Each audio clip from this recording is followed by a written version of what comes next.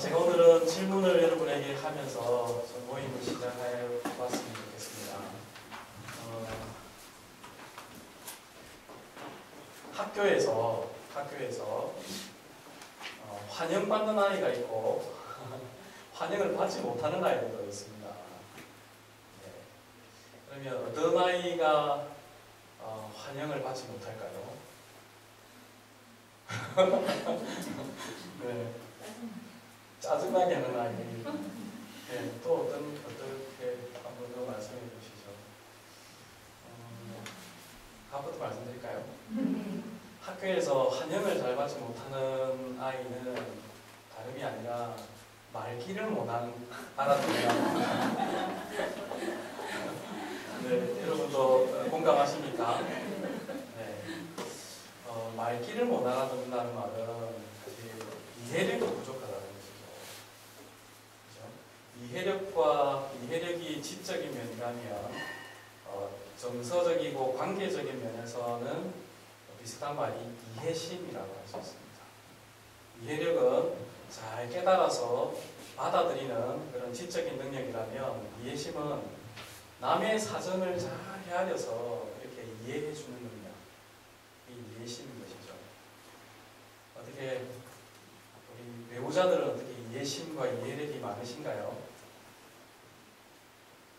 이해심이 많은 남편들은 어떤 면에서 이해력이 많은 남편이라고 할 수 있습니다. 그죠? 우리 아내 되시는 분들이 주로 많이 여기 앉아 계시는데 이해심이 많으신가요? 네, 어떻습니까?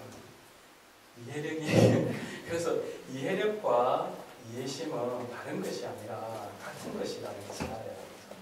우리는 흔히 이제 이해력에만 너무 강조를 둔 나머지 아이가 이해심이 없는 아이로 자라게 되는 것을 보죠.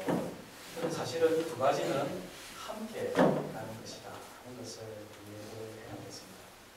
근데 이해심이 없는 아이들, 이해력이 적고 소위 말해서 말귀를 잘 알아듣지 못하는 아이들의 가장 큰 문제는 충돌을 일으킬 가능성이 굉장히 많습니다.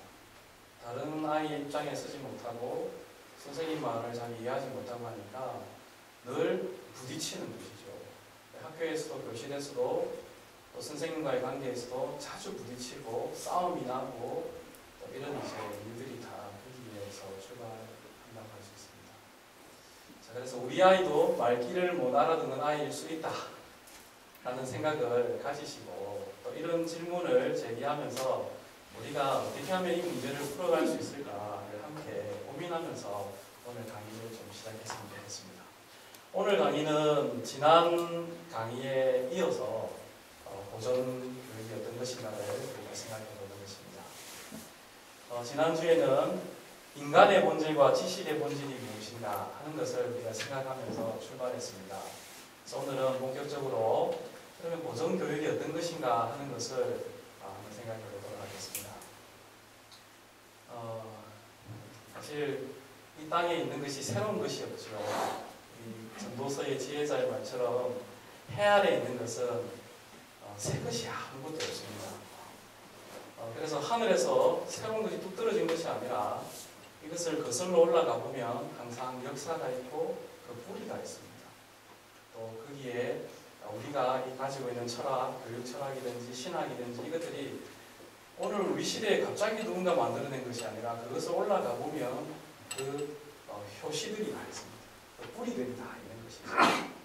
이 고전교육도 마찬가지입니다. 그래서 고전교육의 오늘은 역사 그리고 철학이 어떤 것인지 그렇게 우리가 생각하면 우리 학교의 정체성, 우리 아이들이 배우고 있는 이 학교의 아이덴티티가 어떤 것인가를 역사적인 큰 문맥 속에서 우리가 이해하게 되고 그러한 가운데 기준을 바로잡을 수 있게 되는 것입니다. 자, 그러면 고전이란 무엇일까요?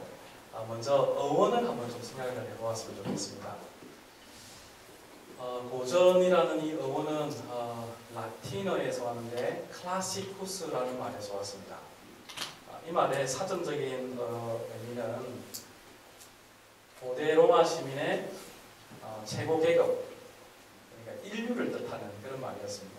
최고의 시민들이 누리는 삶과 관련된 모든 것, 그것이 바로 클라시쿠스라는 말이었습니다.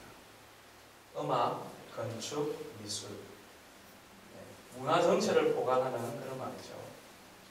자, 이 말에서 이제 클래식 인류의 명자라는 말이 나왔고, 그러면 문화와 시대를 초월한 보편적인 영원함이라는 뜻을 가지고 되었습니다.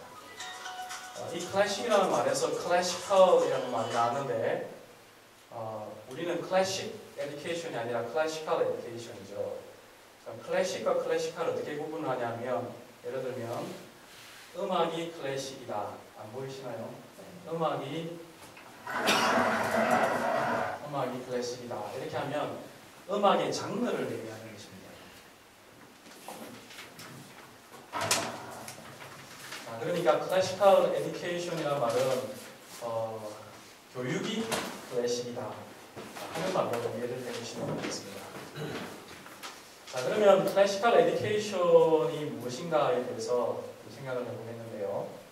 이것은 그리스 로마 시대의 교육 방법, 권위 있고 전통적이며 연속적인 형식의 교육을 가리켜서 클래시컬 에듀케이션이라고 합니다. 이 말을 최근에 이제 크리스토퍼 페린이라는 기독교 보존주의 학자가 이렇게 두 단어를 믹스를 해서 다시 재정의를 하였습니다. 보존적 교육은 권위 있고 전통적이며 연속적인 형식의 교육으로 그리스인들과 로마인들이 시작했고 역사를 거쳐 발전을 거듭했으며 21세기에 와서 경신 복원되어지고 있다. 그러니까 그리스 로마의 보존적인 그런 교육 방식이었는데 역사 속에서 한때는 사라져 버렸다가 최근에 와서 경신되고 복원되어지고 있는 교육의 장르가 클래시컬 에듀케이션이라고 할 수 있습니다. 이 그리스 로마의 교육에 강조점이 있다면 그것은 문법과 원리와 수사를 강조하는 것입니다. 그래서 많이 들어보는 것이죠. 이 그리스 로마의 문명의 이 세 가지 강조점 문법, 원리, 수사를 개성해서 중세의 사막가로 발전했습니다. 이것이 바로 트리비움이죠. 어떤 의미에서 트리비움은 중세에 가장 꽃을 피웠던 그런 교육의 방법이다라고 할 수 있습니다. 자, 이 사막과는 문법, 논리, 수사학입니다. 트리비움이라는 말 자체가 세 길입니다. 세 길. 혹은 세 가지 길이 만나는 지점을 의미하기도 하죠. 자, 왜 사막가라 부르냐면 또 다른 사학가가 있기 때문입니다. 자, 이 사막가와 사학가를 합해서 중세의 7학가, 즉 리버 아트라고 그렇게 부르고 있죠. 사학가는 커드리비움입니다. 이것도 네 길이죠. 네 가지 길인데 천문학, 산술, 음악, 기하학 이렇게. 자, 이 사학가는 언제 배우느냐 하면 대학에 가서 본격적으로 배우게 됩니다. 전공 과목이죠. 그래서 대학에 가서야 비로소 전공 과목을 학문을 열심히 이제 배우게 되어지는데 그 전에 사학가는 하나의 예비 과목입니다. 전공 과목을 하기 전에 반드시 해야 할 하나의 단계가 바로 사학가겠죠. 자, 이해가 되십니까? 자, 그런데 오늘날 우리 사학과를 하지 않습니다. 문법과 논리, 수사학들이 한다고 해도 다 쪼개어지거나 파편화되어진 형식으로 이렇게 학교에서 하고 있죠. 우리 한국 교육은 어떤 의미에서 이 문법 과정을 가장 많이 확대해 놓은 교육이다라고 할 수 있습니다. 문법 교육의 강조점은 나중에 우리가 살펴보겠지만 암기가 많이 있습니다. 지식을 어린 시절에 아이들에게 무한대로 많이 이렇게 집어넣는 단계가 이제 문법 단계입니다. 우리 흔히 주입식 교육이라고 불리는 그런 단계가 문법 단계입니다. 그런데 주입식 교육 자체가 나쁜 것은 아닙니다. 문제는 주입식 교육을 아주 이제 긴 세월 동안 하면서 다른 단계로 나아가지 않는 것이 문제지요. 그래서 문법 단계 다음에 논리 단계로 수사학 단계로 나아가야 되는데 12년 동안을 아이들에게 주입식 공부만 시키면서 이해와 그리고 자기가 이해한 것을 말하게 하지 못하고 다른 사람에게 다른 사람을 그것을 가지고 설득하도록 하는 그런 기술들을 아이들에게 가르쳐 주지 않기 때문에 주입식 교육 자체가 문제가 되는 것입니다. 자, 그래서 중세에는 이 7학과가 리버럴 아트가 이제 교육의 핵심 중심을 차지하게 되었습니다. 오늘날도 미국에 가면 이 리버럴 아트를 하는 대학들이 굉장히 많이 생겨나고 있습니다. 우리 부모님들 중에도 관심을 이렇게 많이 가지고 계시는데 전공 과목이 특별히 없는 것이죠. 그래서 학부 4학년 동안에 아주 광범위하고 포괄적인 그런 공부들을 언어와 함께 이제 진행하게 되었습니다.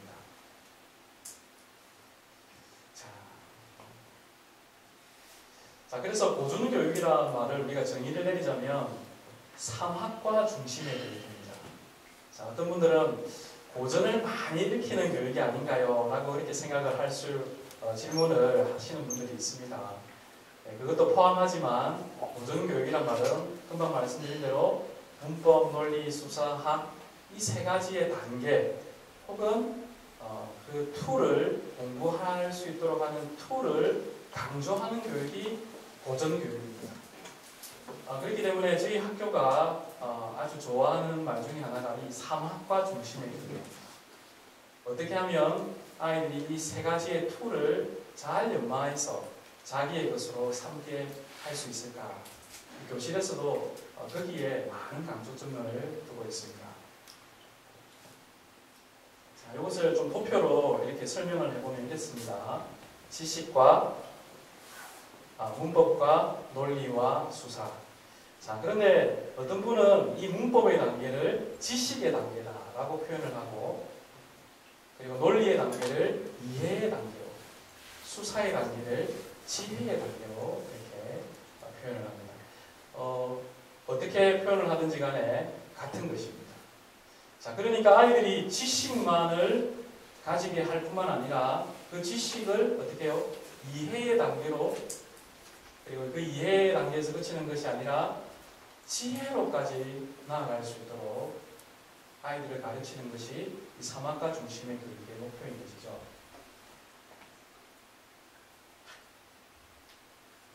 자, 오늘 질문을 제가 드렸죠. 처음에 어떻게 하면 이해심이 많은 아이로 키울 수 있을까? 어떻게 하면 이해력이 많은 아이로 키울 수 있을까? 문법의 과정을 거치지 않으면 이것이 굉장히 어렵습니다. 그렇죠? 문법의 과정이 있어야만이 이해심과 이해력이 커져가는 것이죠. 마치 이해는 문법을 붙잡고 있는 하나의 힘이다라고도 할 수 있고, 그 문법을 이해할 수 있게 하는 또 다른 힘이다라고도 할 수 있습니다. 자, 그렇기 때문에 초등 단계가 이 문법 단계인데, 이해를 잘하는 아이로 키우기 위해서는 문법을 잘 가르쳐야 하는 것입니다. 각 과목들마다 가지고 있는 그 문법들을 잘 암기하고 자기의 것으로 가지고 있을 때에 비로소 다음 단계, 이해의 단계로 발전할 수가 있는 것입니다. 자, 그렇다고 해서 이 문법 단계에서 이해와 수사, 그러니까 논리와 수사를 안 가르치는 것은 아닙니다. 이 세 가지는 항상 같이 따라다니는 것이거든요. 그러니까 우리가 성부, 성자, 성령의 삼위일체를 생각하시면 되겠습니다. 트리니티를 생각하면 되는데, 아버지가 일하실 때에 아들과 성령이 함께 일하시죠. 성령이 일하실 때에 아버지와 아들이 함께 일하시죠. 영원 전부터 그리고 영원까지 삼위 하나님은 항상 같이 일하시잖아요. 트리비움도 마찬가지입니다. 트리비움도 문법이 따로, 논리가 따로, 수사가 따로 그렇게 움직이는 것이 아니라 함께 밸런스를 유지하면서 어떤 시기에는 이것이 더 강조되고, 어떤 때는 이 패러다임이 더 많이 강조되고, 어떤 때는 저 패러다임이 많이 강조되는 것입니다. 자, 이것을 저에게 감사가 지난주에 대해서 우리가 한번 좀 생각하게 되었습니다. 지난주에 우리가 하나님의 창조의 오중행위 그리고 인간의 육중행위에 대해서 생각해 보았는데, 하나님과 우리를 나누는 기준이 무엇이었습니까? 붙잡은 다음에 그죠? 감사하는 것이죠. 창조주에 대한, 하나님에 대한 예배, 감사가 우리로 하여금 어떠한 것을 살아가야 할지를 방향을 제시되는 것이죠.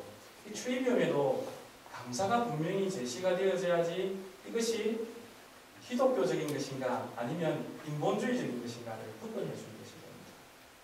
그래서 우리는 항상 하나님의 지식을 붙잡은 다음에 어디로 나가야 되냐면 이해의 단계로 나가야 되는 것이죠. 매일마다 우리 아이들이 바이블 시간을 모든 시간보다도 먼저 하는 이유가 여기 있습니다. 하루 동안에 배워야 할 그런 지식, 그죠? 이런 문법의 방향이 어디로 나가야 될 것인가? 하나님께로 나아가고 이웃에게로 나아가야 될 것인지, 아니면 자기 자신에게 초점을 맞춰서 가야 될지, 이 방향을 결정하는 시간이 바이블 시간이죠. 그래서 바이블 시간은 아이들에게 아주 중요하고 하루의 시작에서도 가장 참 의미 있는 그런 시간이라고 할 수가 있습니다. 자, 이것을 퍼센테이지로 제가 좀 나누어서 설명을 해드리겠습니다. 자, 1학년부터 6학년까지를 저희들이 문법 단계로 이렇게 잡았습니다. 초등 단계이죠. 자, 이 단계는 제가 좀 인위적이긴 하지만 이렇게 퍼센테이지를 비율을 이렇게 잡아보았습니다. 그라마 패러다임이 강조가 되어지는 시점입니다.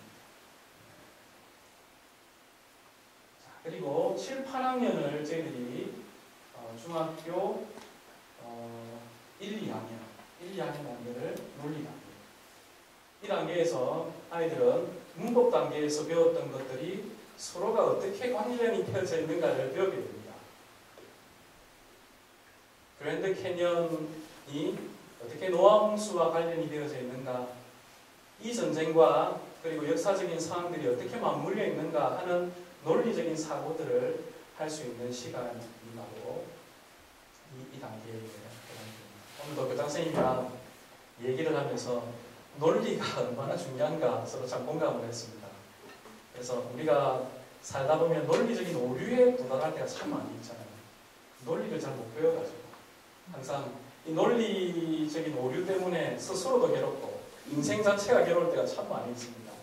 그래서 우리 아이들에게 굉장히 논쟁적인 시기, 소위 말하자면 금방진 시기, 제가 이 금방진 시기에 딸을 키우고 있지 않습니까?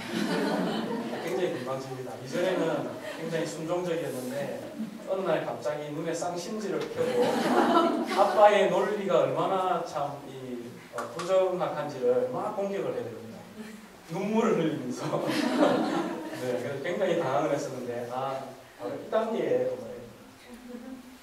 이 단계에 도달했을 때에 그 아이들의 특징들을 잘 고려를 해서 그 아이들에게 자신의 논리를 어떻게 펴고 눈물을 흘리면서 얘기하는 것이 아니라 어떻게 예의 바르고 또 어떻게 정당하게 다른 사람을 설득할 것인지를 가르칠 수 있는 기회가 바로 이 시간입니다.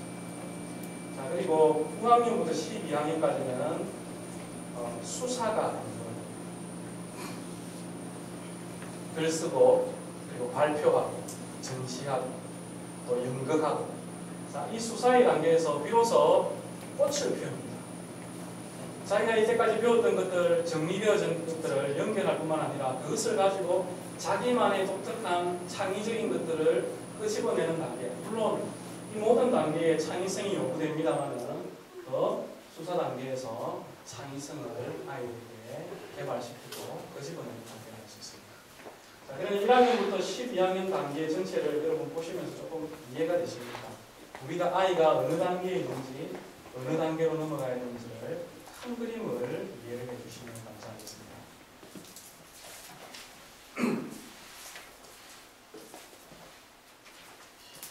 자, 그림을 하나 소개해드리겠습니다. 이 그림 혹시 많이 보셨던 그림이죠? 이 그림은 아테네 학당이라는 제목의 그림인데 라파엘이라는 사람이 그린 그림입니다. 여기 잘 보면 자기 일을 숨겨놨어요. 자기 얼굴이 여기 있거든요. 잘 안 보이시죠? 이분이 이 그림을 쓴 사람 그린 분인데 자기 얼굴을 딱 그려놨어요. 여기 보면 고대 그리스 로마의 유명한 사상가들, 철학자들이 쫙 전시가 되어져 있어요. 그 중에서 아주 중요한 분 세 사람만 여러분에게 좀 소개를 해드리면서 고전교육의 뿌리를 좀 보도록 그렇게 하겠습니다. 제일 먼저 소개해드릴 분은 이분입니다. 머리가 조금 숱이 많이 없으신 분이시죠? 네, 좀 자세히 보도록 하겠습니다. 네, 오른쪽에 계신 분. 자, 이분 지금 막 손가락에 무엇을 막 카운트하면서 옆 사람을 설득하느라 아주 열심을 다하고 있습니다. 근데 옆 사람 표정이 네, 말도 안 된다는 그런 표정을 가지고 있는 것 같은데 이분이 혹시 누군지 아십니까? 네, 소크라테스입니다. 선물이 없습니다. 네, 다음번에 선물을 준비해서 소크라테스입니다. 소크라테스는 사실 우리 소크라테스가 한 말들 혹시 아시나요? 제일 우리 마음이 찔리는 그런 아주 중요한 말을 했죠. 근데 그 외에도 소크라테스는 아주 중요한 분입니다. 교육에 있어서 굉장히 중요한 분입니다. 소크라테스가 굉장히 교육에 관심이 많았거든요. 이 국가론이라는 책을 보면 소크라테스가 교육을 통해서 어떻게 새로운 국가, 이상적인 국가를 만들 것인가 꿈을 꾸었어요. 소크라테스에게 늘 풀리지 않는 관심이 있었어요. 그게 뭐냐면 인간은 왜 악한 일을 하는가 하는 것이었어요. 그 전제가 뭐냐면 인간은 선하게 시험을 받은 피조물인데 왜 인간은 자꾸 크면서 거짓말도 하고 다른 사람을 해치기도 하고 심지어 죽이기도 하고 국가 간의 전쟁이 일어나고 이렇게 하는 것일까? 그러니까 악의 기원이 무엇인가에 대한 관심을 가졌던 것이죠. 네. 그러면서 이 소크라테스는 이 악의 문제를 어떻게 해결할 수 있을까? 소위 이제 철학자들은 이것을 소크라테스적인 해결이다 이렇게 표현을 하는데 어떻게 해결하려고 했을 것 같아요? 힌트는 충분히 들었어요. 선물이 없어서 못 맞추시는 거예요. 교육이었어요. 교육을 통해서 이 악의 문제, 개인의 악이든 사회적인 악이든 구조적인 악이든 이 악의 문제를 해결할 수 있는 것은 교육을 잘하기만 하면 이 악의 문제를 해결할 수 있다고 생각해요. 오늘날 많은 교육학자들은 다 소크라테스의 제자들입니다. 교육을 잘하면 이 사회를 범죄를 없앨 수 있고 이 사회를 유토피아와 같이 만들 수 있다고 생각하시는 분들이 공교육에 많이 계십니다. 그리고 과거 미국의 200년 전, 250년, 200년 전에 미국의 공교육을 공립학교를 세우셨던 선구자들, 예를 들면 호레이스만 이런 분들이 바로 이 소크라테스의 사상적인 제자들인 것이죠. 존 두이 마찬가지입니다. 이분들은 교육을 하면 우리 아이들을 구원할 수 있다고 보았어요. 교육을 잘하면 아이의 개인뿐만 아니라 사회도 구원할 수 있다고 본 것이죠. 그렇기 때문에 그토록 열심히 공교육을 했던 것이에요. 악을 없애기 위해서, 인간을 구원하기 위해서 교육은 하나의 어떤 면에서 구원의 교리였고 그분들은 그 구원의 교리를 전파하는 선지자들이었던 것이죠. 여러분 어떻습니까? 여러분 혹시 그런 생각을 많이 가지고 있지는 않습니까? 제가 부모님들 만나보면 여러 없지는 않은 것 같아요. 혹시 우리 이 학교도 교육을 잘하면 우리 아이가 어떻게 구원받을 수 있지 않을까? 이 사회에서 혹은 영혼마저도 그렇지 않습니다.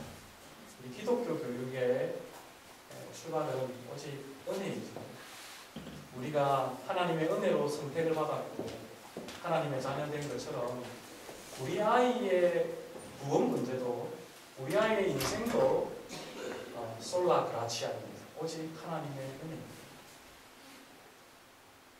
우리 아이가 잘나서, 우리 가정 형편이 잘나서 내 노력이 커서가 아니라 하나님의 은혜를 의지하는 사람, 그 사람에게 하나님께서는 함께 하시고 하나님께서 복을 주시는 분이죠. 그래서 오늘 이 기도에 참석하신 모두가 새로운 방법을 자꾸만 찾으려고 하는데 사실은 주님이 우리의 유일한 방법이시고 주님만이 우리의 유일한 위로요, 주님만이 우리의 유일한 길잡이라는 것을 기억을 하시면 좋겠습니다. 네, 속으로 다 아멘 하십시오. 자, 그런데 네, 먼저 조금 한 사람을 더 또 소개를 하면 이 중간에 있는 분들입니다. 이분은 머리숱이 좀 짧고 머리숱이 많죠. 그런데 조금 확대해서 보면 한 분은 손가락을 위로 하고 있고 또 한 분은 손가락을 아래로, 손을 아래로 하고 있습니다. 이분들 너무 중요한 사람들이에요. 그리스 로마의 세계에서 오늘날에도. 이분은 누구일까요? 이분은 누구일까요? 네, 둘 중에 한 분입니다. 네. 이분이 플라톤이에요. 플라톤. 손가락을 위로 가르치는 거죠. 이데아의 세상을 강조하시는 겁니다. 네, 교실 이데아는 아닌데. 네. 자, 이분은 누구냐면 아리스토텔레스입니다. 네, 이 두 분이 이 그림의 가장 중앙에 위치하고 있다는 것은 이 두 분이 그리스 로마의 세계에서 그리고 중세를 거치면서 현대에도 가장 중요한 영향력을 미치고 있는 분이라는 것을 우리가 알 수 있습니다. 자, 현대에 와서 이 고전교육의 회복 운동들이 일어나게 됩니다. 그쯤이 1980년대쯤입니다. 먼저 소개해드릴 분은 데이비드 힉스라는 분입니다. 이분은 Norms and Nobility라는 책을 통해서 고전 교육을 회복하려고 했습니다. 근데 이분의 교육을 가리켜서 도덕적 고전주의 혹은 고전교육이라고 합니다. 왜냐하면 이분의 사상적인 개성자들이 누구냐면 바로 르네상스 시대의 고전적인 근본주의와 또 올라가 보면 플라톤이 있기 때문입니다. 이분들은 어떤 인간성을 구원하려고 했냐면 플라톤의 스승이 소크라테스지요. 올라가 보면 호모 모랄리스입니다. 우리 지난번에 호모 아도란스는 배웠죠. 예배하는 인간입니다. 이 말은 도덕적인 인간이라는 뜻입니다. 자, 이분들은 도덕적인 탁월성을 굉장히 강조했습니다. 이 사회가 건전하게 되고 이 사회가 범죄가 줄어들고 우리 아이들이 좋은 사람이 되어지는 것은 도덕적인 탁월성을 가져야만이 좋은 사회, 좋은 시민이 될 수 있다고 믿었던 것이죠. 그래서 아이의 혹은 인간의 잠재력을 개발하는 데 최선을 다했습니다. 아이들이 가지고 있는 그 잠재성을 이끌어냅니다. 그러기 위해서 인본주의적인 교육 과정을 제시를 하겠습니다. 이런 하나의 기둥이 있고 그 다음에 또 고전교육 회복을 보겠습니다. 또 하나는 인본주의적인 고전주의입니다. 이것은 여러분이 잘 아시는 모티머 애들러라는 분에 의해서 추창이 되었습니다. 거의 비슷한 시기입니다. 이 모티머 애들러는 여러분이 아시다시피 미국의 공교육을 개혁하고 혁신하려고 했던 사람입니다. 존 드위가 그 전에 있었는데 이 존 드위식의 민주적인 어떤 그런 교육을 하니까 아이들의 학력이 형편이 없더란 말이죠. 이러다가는 안 되겠다 싶으니까 이분이 Great Books라는 위대한 어떤 책들을 아이들에게 소개하고 그것을 통해서 공교육을 혁신하려고 했습니다. 이분의 영향력으로 말미암아서 미국의 많은 대학들이 그리고 학교들이 고전을 접하고 그리고 이분의 강조점을 따라서 많이 업그레이드가 되어졌습니다. 아주 놀랄만큼 업그레이드가 되었습니다. 이분들의 이제 핵심의 가치가 뭐냐면 민주입니다. 민주적 고전주의죠. 아무리 이렇게 업그레이드를 시켜가 하더라도 공교육이 가지고 있는 한계가 있지 않습니까? 그거를 발목을 잡는 게 뭐냐면 민주주의는 좋은 것이잖아요. 근데 민주적인 교육은 항상 무엇을 강조하냐면 평등을 강조합니다. 민주적인 교육에 있어서 이 사람과 이 아이와 이 아이는 같은 것이 되어야지 다르면 못 참는 것이고, 이것이 민주적인 교육의 가치 중에서 아주 중요한 핵심입니다. 그러다 보니까 교육의 이제 질을 굉장히 하향 평준화했습니다. 예를 들자면 덩크슛을 쏘아서 꼬링을 넣는 것, 덩크슛을 하는 것이 목적이라 친다면 그 덩크슛을 하기 위해서 어떻게 해야 됩니까? 아이가 점프를 잘할 수 있도록 다리에 근육을 키워주고 운동을 가르쳐야 되는 것이지 않습니까? 근데 이 민주적인 교육은 평등을 강조하고 하향 조충하라고 하다 보니까 그냥 골대 기준을 넣을 수 있도록 낮추는 거죠. 오늘 이것이 민주적인 교육에 있어서 가장 중요하고, 사실 어떤 신학자는 말하기를 우리 모두에 있어서 가장 큰 적이 바로 이 가치다라고 그렇게 표현하게 되었습니다. 왜냐하면 이분들은 다양한 기준을 아이들에게 제시합니다. 그리고는 결과는 똑같이 요구하는 것이죠. 무슨 말인지 아시겠습니까? 아이들에게 다양한 기준이 없는 것을 주면서 똑같은 사람을 만들어내려고 하는 것입니다. 이것은 성경적인 가치와는 완전히 다른 것이죠. 성경은 우리에게 동일한 기준을 아이에게 적용하라고 말하죠. 그러나 그 동일한 기준을 제시했을 때 아이마다 다른 성과를 나타낼 수는 있습니다. 그것을 우리는 어떻게 해야 됩니까? 인정하고 받아들여야 되죠. 왜냐하면 그것이 하나님의 창조 질서입니다. 그런데 아이마다 다양한 기준을 제시한다고 치봅시다. 그러면서도 동일한 기준을 아이들에게 요구하니까 기준도 없고 아이들은 저 밑에 그냥 평준화되어져요. 그래서 똑똑한 아이들이 공립학교에 들어가면 나올 때는 똑똑한 아이나 평범한 아이나 거의 비슷하게, 혹시 그런 공감하십니까? 거의 비슷한 아이가 되어져요. 왜냐하면 민주적인 교육 과정이 그것을 추구하게 됩니다.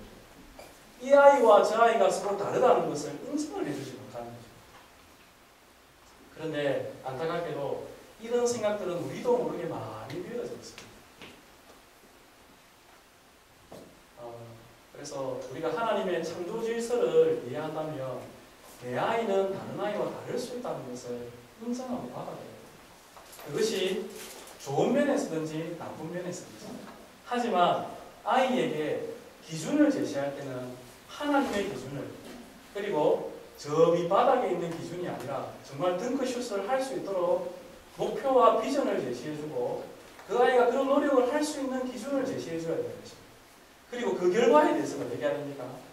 격려하고 칭찬하고 받아들여주는 것입니다. 그리고는 그 위에서 좀 더 질 높은 것을 할 수 있도록 우리 부모님들은 또 맞춰줍니다. 그런 역할들을 해줘야 되는 것입니다. 자, 이 부분 올라가 보면 이런 분들이 있습니다. 토마스 아퀴나스인데요. 이분은 가톨릭의 아주 중요한 이제 신학자이시죠. 이분은 아리스토텔레스의 합리론을 이제 받아들였는데 이 민주적인 고전 교육 자체가 이성을 지식의 중요한 근원과 긍정 수단으로 보았던 것이죠. 올라가 보면 이런 분들이 나옵니다. 그리고 이런 분들이 추구하는 것은 지성적인 인간, 지성을 갖춘 사람, 이것이 목표입니다. 자, 앞에서의 도덕적인 고전교육이나 뒤에서의 민주적인 고전교육의 이분들 한계는 무엇이냐면 이 호모사피엔스와 호모모랄리스를 강조하기 때문에 항상 이 트리비움의 마지막 지혜의 단계까지는 올라가지 못하고 이성의 단계인 이해의 단계, 즉 논리의 단계까지 도달하지 못한다는 점입니다. 자, 그래서 우리가 어떻게 하면 지혜의 단계까지 하나님의 지혜 단계까지 올라가는 그런 보존교육을 할 수 있을까? 다른 대안으로서의 보존교육을 제시해 줍니다. 네, 이분도 머리가 좀 숱이 없으시네요. 네, 공부를 많이 하면 머리가 빠집니다. 그러니까 저는 이제 공부를 많이 안 했다는 얘기죠. 그래서 머리가 빠진 분들 존경하시면 됩니다.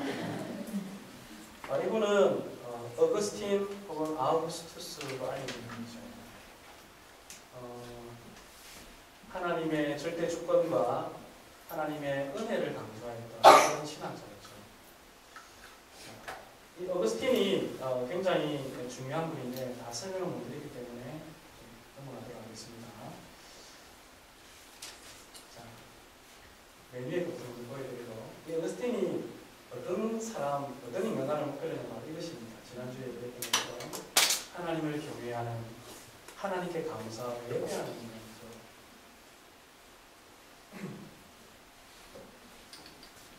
이것을 가리켜서 기독교적인 보존주의, 기독교적인 보존주의이다.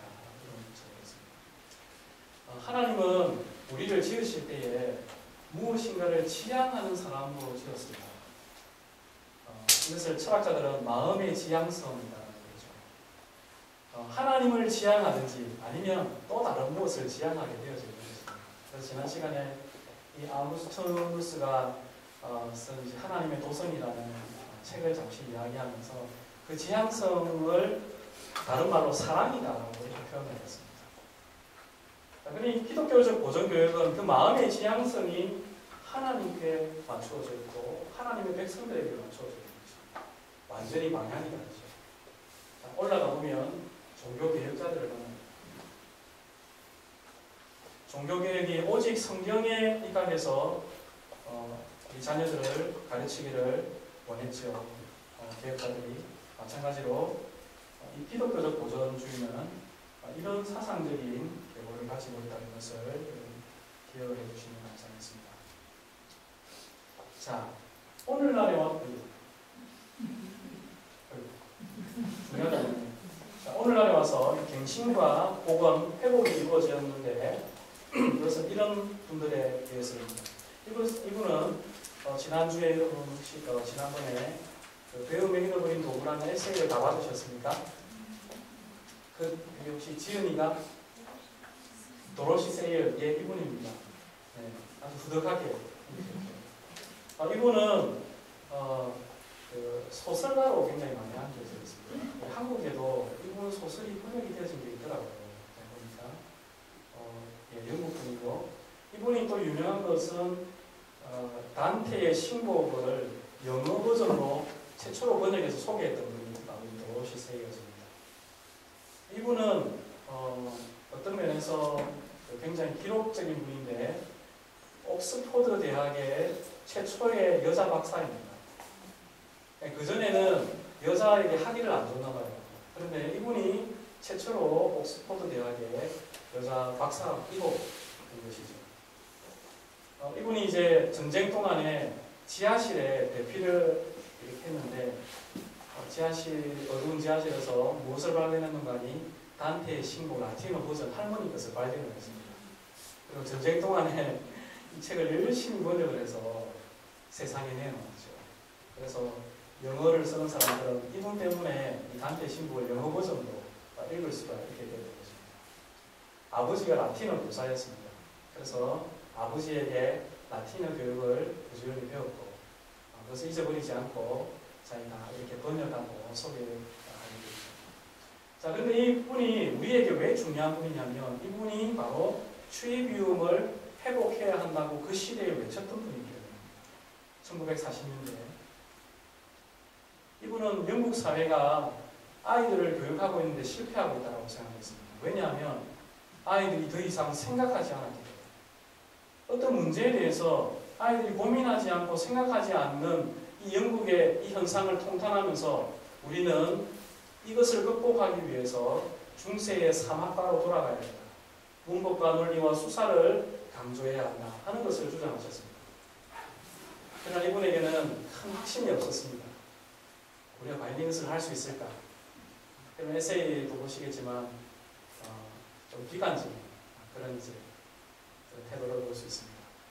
근데 이분의 그런 비관적인 것을 완전히 잠재워버리는 한 사람이 등장했는데 이분입니다. 더글라스 윌슨이라는 분입니다. 제가 이제 그 미국에 제가 유학을 갈 때에 제 선생님입니다. 이 더글라스 윌슨은 홈스쿨로 시작을 했습니다. 더글라스 윌슨은 자신이 이제 장교로 재직하고 있을 때에 이 도로시 세이어스의 에세이를 읽게 되었습니다. 그리고 마음속에 하나님 주신 불꽃 같은 확신이 생겼습니다. 내가 장차 이런 사막의 기초를 둔 학교를 해야 되겠다. 그런 마음에 결심을 하고 아이가 학교에 이제 진학할 쯤 되어지자 그전에 홈스쿨을 했는데 자기 아이를 자기가 만든 학교에 1호 아이로 해야 되겠다라는 아이에게 최고의 교육을 선사해야 되겠다는 그런 목적으로 3학과 중심의 학교를 열었습니다. 모두 18명의 학생을 시작했죠. 지금 이제 한 31년째가 되었고 이 학교가 미국의 로고스 스쿨입니다. 이 학교를 기초로 해서 미국의 고전 교육의 자신들 말로는 고전 교육의 르네상스 시대다 이렇게 왔다 이렇게 표현을 합니다.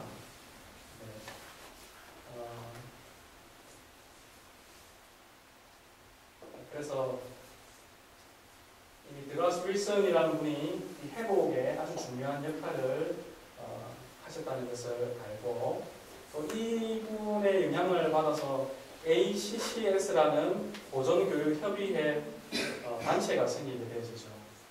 지금 약 앞에 말씀드린 것처럼 약 300여 개의 그런 학교, 대학, 출판사 단체들이 이분의 어떤 철학을 이어받아서 학교를 지금 하고 있습니다. 저희 학교의 뿌리도 바로 이 부분에서 찾을 수 있습니다. 네. 저희 학교도 ACCS의 멤버로 가입이 되어져 있고 이분들의 철학을 공유하고 또 이분들이 앞서서 30년 동안 해왔던 많은 노하우들을 저희들이 듣고 또 배워가고 있습니다. 물론 우리 한국적인 상황에서 미국의 학교가 완전히 일치하는 것이 아니기 때문에 저희들은 저희들 형편에 따라서 샬롬 메이슨 교육과 그리고 다른 여러 고전 교육 단체들 그리고 학교들의 도움들을 계속해서 가져서 저희들 것으로 만들어 나가고 있습니다. 자, 클래시카를 많이 얘기했는데 오늘 이제 프라이센터를 좀 여러 번 얘기하도록 하겠습니다. 우리 학교에 이제 정문에 딱 들어도 보면 하나는 클래시칼이고 하나는 프라이센터입니다. 우리 학교의 두 가지 목표입니다. 이 학교를 떠받치고 있는 것은 이 기둥이 아니고 사실은 이 두 가지 목표입니다. 왜 그러면 크라이센터들은 먼저 하지 않고 클래시칼이 먼저 했을까요? 주님이 먼저 해야 되는데 왜 클래시칼을 먼저 했을까요? 누가 그런 이 부분을 좀 제기하시는 분들이 계십니다. 왜 그럴까요? 별거 아닌 것 같지만 여기에도 순서가 중요합니다.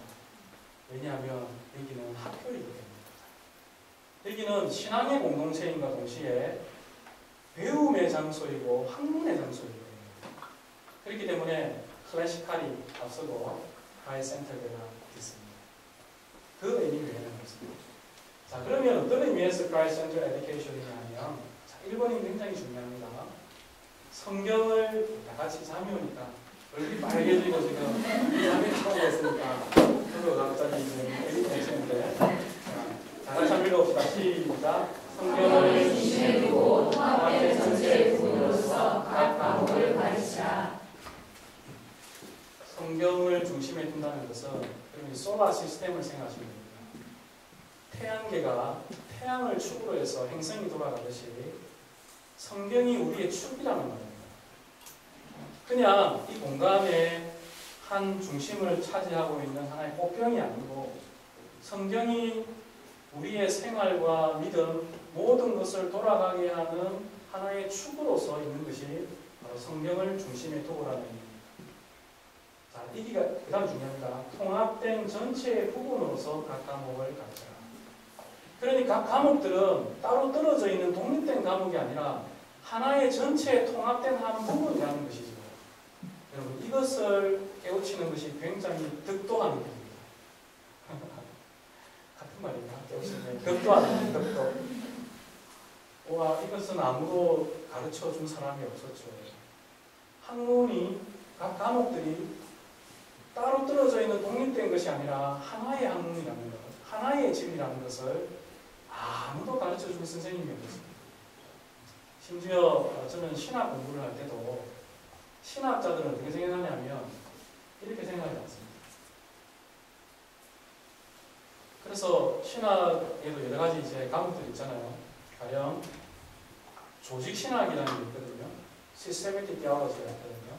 그래서 교리학이 다 이렇게 들어오는데 또 이 삶과 양대 산맥을 이루는 게 뭐냐면 Biblical Theology가 있어요. 성경 신학이 있어요. 그런데 이 두 분들은 별로 안 친해요. 조직 신학 하시는 분들은 성경 신학 하는 사람들 팔짱을 끼고 혹시나 교리에서 어긋나지 않을까 이렇게 째려보고 있어요. 그리고 성경 신학 하시는 분들은 조직 신학 하는 사람들은 굉장히 융통성이 없고 성경의 진리를 잘 따르지 않는 그런 사람들 이렇게 보면서 이렇게 적대하는 건 아니지만 그 과목들을 나누는 거예요. 심지어 성경 신학을 하시는 분들도 구약 하시는 분이 있고 신약 하시는 분들이 별로 안 친해요. 자기가 다 잘났다고 생각합니다. 구약이죠. 신약이죠. 신약 하시는 분들도 요한을 전공한 사람이 있고 마가를 전공한 사람이 있어요. 그럼 별로 안 친해요. 이게 뭐냐면 통합된 전체의 부분으로서 성경을 보지 않는 거죠. 66권 전체가 하나님의 말씀이고 성경신학이나 조직신학이나 그리고 마가나 요한이 다 하나의 진리인 예수 그리스도를 말하고 있다는 것에 대하여서 깊은 그러니까 인테그리티가 없으니까 계속해서 다양성만을 이야기합니다. 오늘날에도 우리가 교육을 할 때에 너무 다양성만을 이야기하게 되면 이 통일성을 잃어버려요. 통일성만을 얘기하다 보면 다양성을 잃어버려요. 그래서 항상 다양성과 통일성이 함께 가도록 중심 있게 교육을 해야 됩니다. 그것이 바로 이 1번의 아주 중요한 점. 이것이 다이센트의 두 번째는 이것은 교사와 대표적인 그리스도의 모델을 잘 보이고 계십니까? 비욕조적이시네. 보이시오. 참 어려워요. 아이들에게는 그리스도의 제자가 되라고 학교에 보냈는데 엄마는 제자가 아니에요. 엄마는 완전히 휴머니스트. 그것도 너무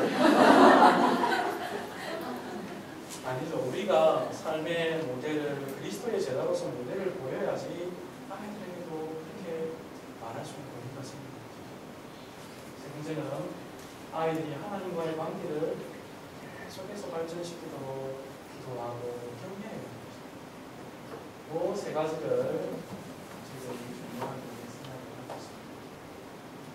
그럼 성악가를 어떻게 적용을 할 것인가 하는 부분을 지금까지 제가 국어 과목을 가르치고 있기 때문에 오늘 이 전반적인 이제 개론적인 하고 나면 다음번에 아마 담임 선생님들이 이 자리에 있으실 거예요. 그래서 교실에서 이 추리비용을 어떻게 적용을 하고 있는가 하는 것을 여러분들과 함께 나눌 수 있는 기회가 기대되시죠? 네. 저는 재미가 별로 없어요. 제가 깔고 나면 우리 선생님들이 하나씩 채워주는 길을 이렇게 말하고 있습니다. 자, 이제 요즘 아이들 한자 공부하고 있어요. 천자. 아이들 심정을 좀 이해하시겠습니다. 네, 아이들 그런데 이제 점수 낮게 받아온다고 너무 고민할 필요 없어요. 우리가 하향 평준화를 하면 점수 잘 받아도 모두 100점 받을 수 있어요. 근데 어떤 기준을 제시하니까 다양하게 됩니다. 그런데 너무 스트레스 받지 마시고 하나씩 올려갑니다. 그래서 지난주에는 40점 맞았으면 이번 주에 50점 맞아요. 진짜 아주 기쁘고 화려한데 이런 자식아 우리 집안에 일어나는 게 없었는데 꿀밤을 주면 아이 한 번에 부모님 조급합니다. 조급하면 하나님 안 좋아했어요. 아담이 조급해서 선악과 따먹은 거지. 하나님이 주실 때까지 기다려야 돼요. 자, 이 한번 읽어볼까요?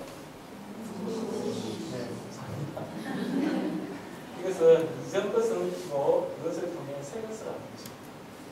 오전 교육을 어떻게 해야 되느냐, 주일을 어떻게 해야 되느냐, 이 굉장히 중요한 출발입니다. 과거의 역사를 존중합니다. 과거의 역사를 존중하지 않으면 아이들은 어떤 의미에서, 큰 의미에서 볼 때 역사에서 굉장히 고립됩니다. 자기만 생각하죠. 과거를 존중하지 못하면 오늘날 우리 시대가 가장 발전한 시대라고 착각합니다. 그렇지 않죠. 물론 자연과학이나 그리고 여러 가지 사이언스는 많이 발전해 왔지만 어떤 의미에서 정신적 면이면 깊이 면에서는 과거의 사람들이 우리보다 훨씬 더 깊고 폭넓고 풍성한 삶을 살았다는 것을 우리는 책을 보면 이해할 수가 있습니다. 우리는 도대체 그런 책을 읽을 수가 없을 정도입니다. 조나단 에드워드 같은 경우에는 미국의 아주 유명한 설교자잖아요. 요번이 그랬던 사람이죠. 근데 그분이 설교를 하는데 그 설교문을 읽어보면 우리 잘 이해를 못해요. 너무 어려워요. 설교 좀 쉽게 하시 이렇게. 근데 그 설교의 대상자들이 누구였냐면 다 농부들이었어요. 여러분들이 조나단 에드워드 책 혹시 읽고 있나요? 그 설교를 듣고 읽던 사람들은 다 농부들이었어요. 근데 우리는 지금 아주 고학년이잖아요. 그런 책들 읽으면서 한 페이지 읽기도 힘든데 그런 설교를 농부들은 듣고 마음의 변화를 일으켜서 그 시대에 아주 놀라운 영적인 부흥을 일으켰어요. 아이들이 과거의 역사를 존중하는 마음은 나중에 나오겠지만 책을 읽고 과거의 위대한 사람들과 계속해서 대화하는 가운데 본인들도 위대하게 만들어져요. 위대한 책을 읽지 않는 아이들은 절대로 위대해질 수가 없습니다. 굉장히 단순하고 자기만 알고 자기가 제일 똑똑하다고 생각합니다.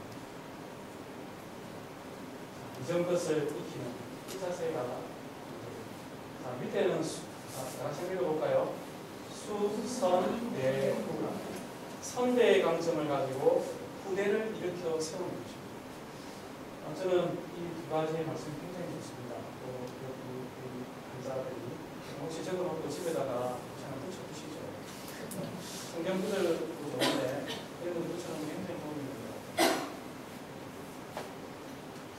조금 더 설명드리겠습니다. 어떻게 할 것인가. 살아있는 독서. 우리 학교는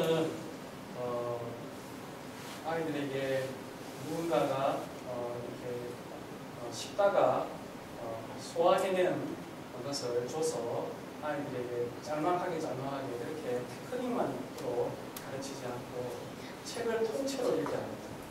그래서 저자의 어떤 땀과 저자의 노력과 저자의 어떤 열정들이 스며져 있는 그런 책, 그런 살아있는 책들을 아이들에게 소개해서 공부를 하고 있습니다. 물론 이런 책들이 너무 딱딱하기 때문에 지금 저학년들은 부드러운 것부터 이렇게 계속해서 강조하면서 넘기고 있습니다.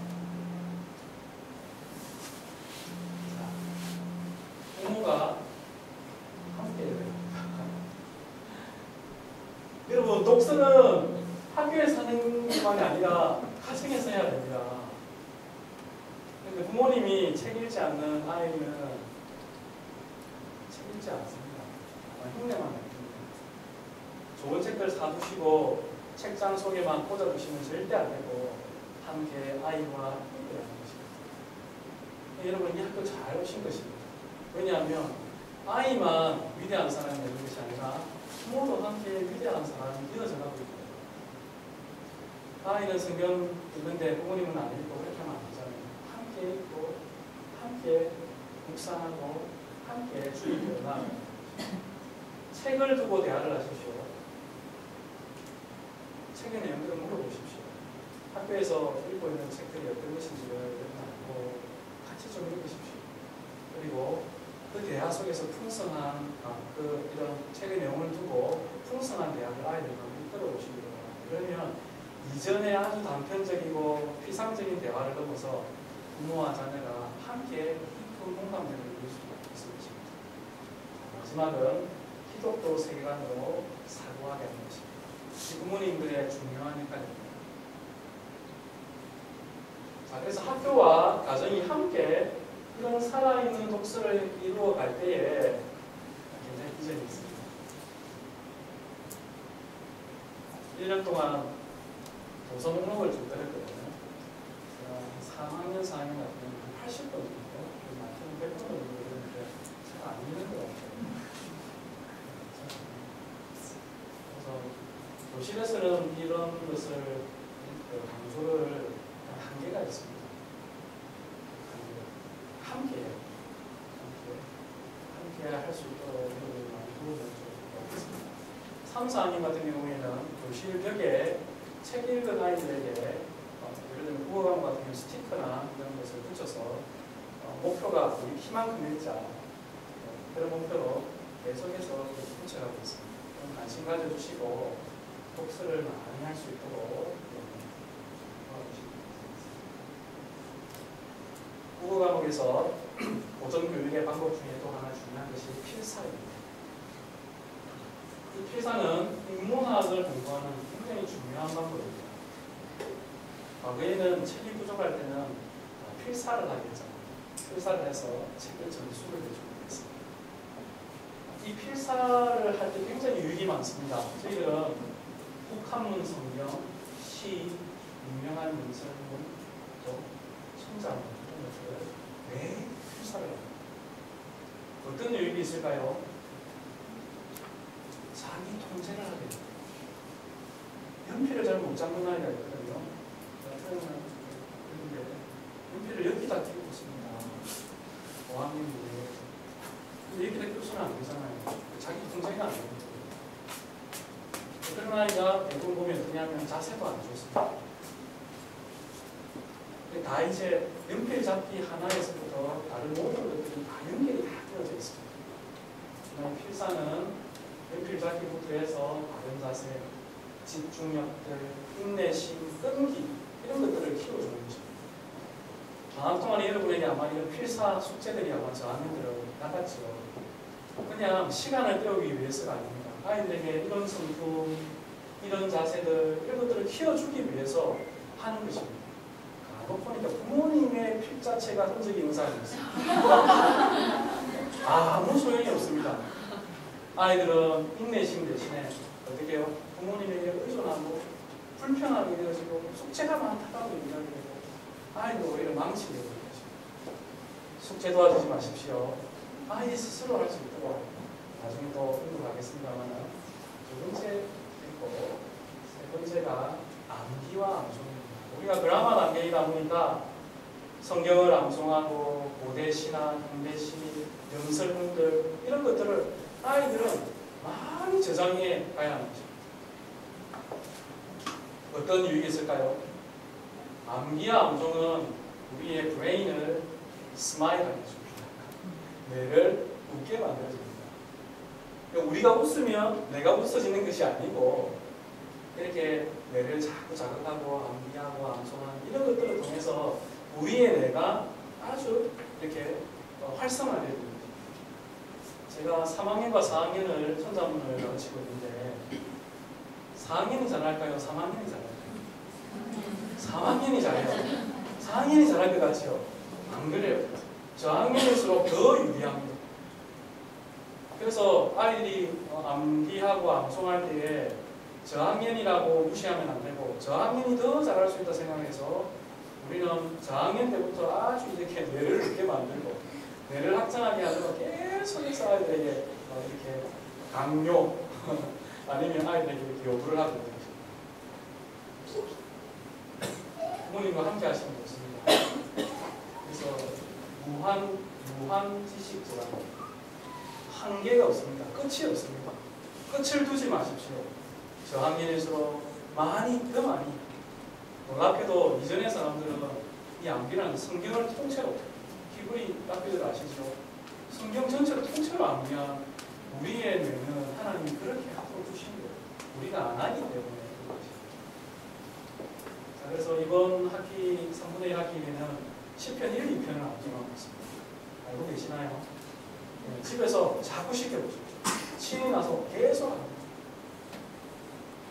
계속 어릴 때 배운 것은 절대로 잃어버리지 않습니다. 평생을 갑니다. 그것이 이 암송과 암기의 힘인 것입니다. 이것을 구구시간 많이 하고 있습니다.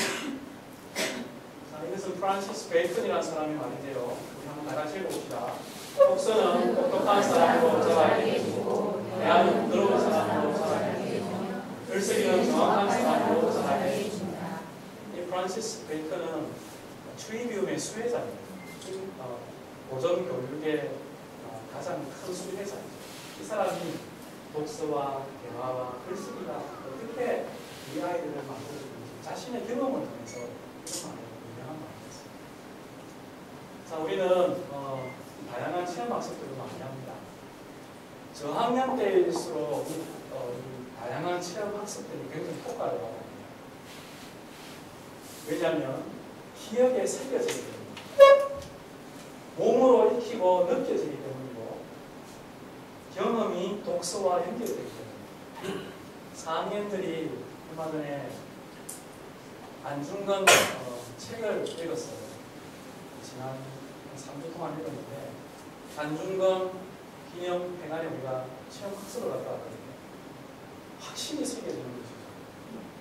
아이들이 안중근을 읽으면서 단지 안중근 한 사람만 보는 것이 아니라 안중근 주변에 있던 모든 그 근대의 어떤 전쟁들, 사건들, 배후에 있는 이런 것들을 함께 안중근 책을 읽으면서 다 학습을 했어요. 그래서 우리 퀴즈 대회를 했는데 놀라울 정도로 아이들이 박학한 그런 지식을 가지고 있는 것을 보았습니다. 다양한 체험 학습들이 바로 이런 아이들에게 몸에 익히고 새겨지는 그런 역할들을 하게 되는 것입니다. 우리 1, 2학년들이 사실 이런 다양한 체험 학습들을 많이 하고 있습니다. 그래서 여러분 이런 좋은 학습을 많이 할 수 있도록 여러분들께서 생각을 바꾸어줘야 돼요. 왜 공부는 안 시키고 학습을 하느냐? 이게 아니에요. 독서와 학습이 있습니다. 필드 트립이 서로가 독서에서 체험학습, 체험학습에서 다시 독서로 계속해서 이렇게 왔다 갔다 해야지 아이들은 비로소 자기에게 새겨진다는 것을 기억을 하시면 되겠습니다. 자, 나만의 역사 연대기 노트인데요. 아이들이 많은 의미입니다. 우리 계속해서 지난 3학년, 지금 4학년이죠. 연대기표를 자기만의 역사 노트를 만들어가고 있습니다. 처음에는 A, B와 B, C를 구분을 못해요. 지금도 간혹 그런 애들이 있지만 자, 이렇게 하면서 역사 속에 어떤 사건이 있었고 그 역사 속에 자신도 들어가 있고 부모도 들어가 있고 그리고 나는 어떤 사람이 될 수 있습니다. 역사를 이해하면서 자기 아이들이 보여주는 속에서 대화하고 있습니다. C.S. 루이스가 이렇게 말했습니다. 길을 잃었을 때의 제일 빠른 방법은 집으로 돌아가는 것이다. 우리 송이가 이렇게 얘기를 하니까 아빠 내비게이션을 잘하는데 왜 이렇게 알가 있는지 이 말에 의미를 좀 잘 생겼으면 좋겠습니다. 오늘날 우리의 교육은 때문에서 길을 잃었다라고 할 수 있습니다. 공교육은 길을 많이 잃었습니다.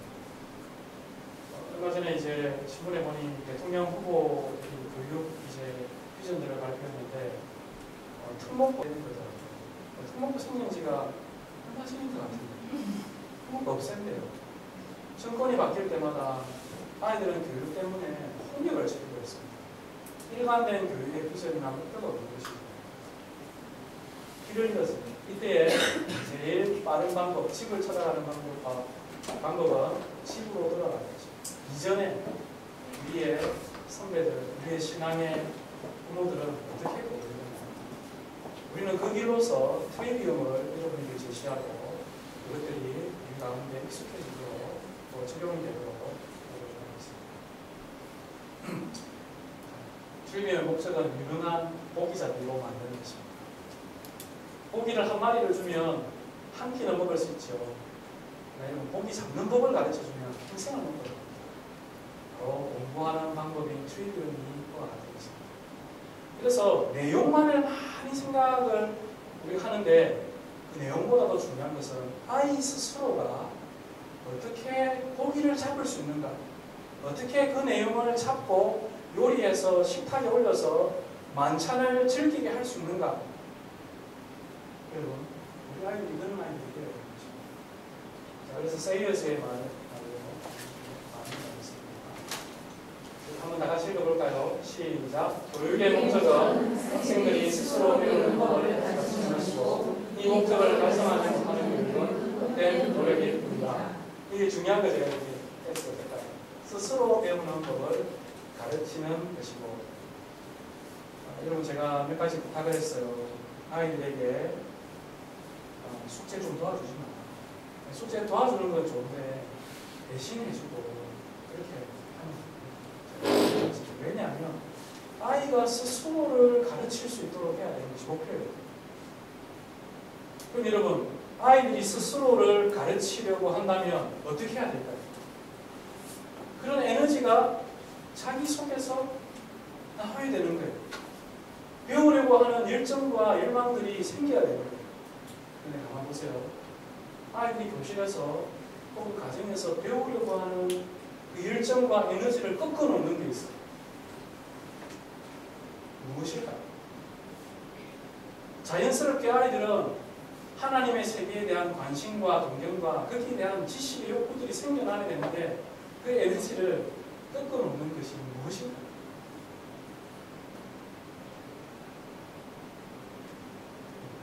여러분 자신일 수 있어요. 너무 자신일 수 있어요.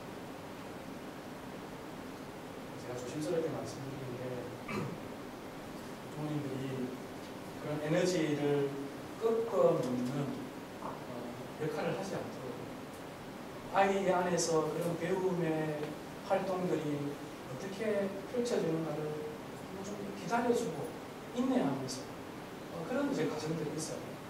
어떤 때는 그런 과정이 고통스러울 때도 있어요. 왜냐하면 그동안에 너무 그런 에너지를 우리가 억눌러 왔기 때문에